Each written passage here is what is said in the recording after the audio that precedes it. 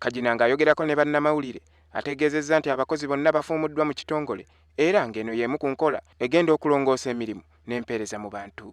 Kajina yatwalibwa mu kitongole kino ebbanga lya myezi ng'etaano gyokka emabega era nga kigambibwa nti yagenda kugogola kitongole kino obulyake ne vulugu eyali ayitiridde ekiddiridde n'abakozi bonna okukwatibwa ku nkoona.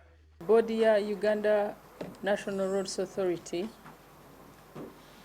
yasomye ekiwandiiko ng'erangirira ba sitaafu enkyuka eyatandika mu myezi egyayita naye ng'olwaleero siteepu ndala. Ekirango kibadde kigamba nti eno structure enkadde ekomye. Kajina era agattako nti kino bakikoze oluvannyuma lw'okwetegereza enkola y'abakozi bonna mu kitongole ko ne kampuni endala eziweebwa obuvunaanyizibwa okukola ku lw'ekitongole. Annyonnyola nti kino kiddiridde emivuyo emingi egiyitiridde mu kitongole kino ko n'obulyake mu bakozi ekikosezza obuweereza bw'emirimu. Corruption, mismanagement and serious inefficiencies.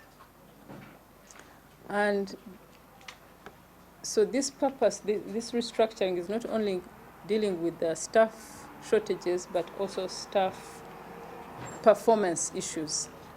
Emirimu emingi egya UNRA gye tukola tugiwa ba consultants ab'ebweru be batukolera. Designing the roads be batukolera, supervision be batukolera, land acquisition be batukolera. Kakati ffe tukola ki? Mulimu gwaffe gwe guli ate nga ffe abalina obuyinza. Olw'emivuyo mu kitongole kino, Pulezidenti Museveni yateekawo akakiiko okunoonyereza ku vulugu ono nga kano kakulirwa omulamuzi Catherine Bamugemereire.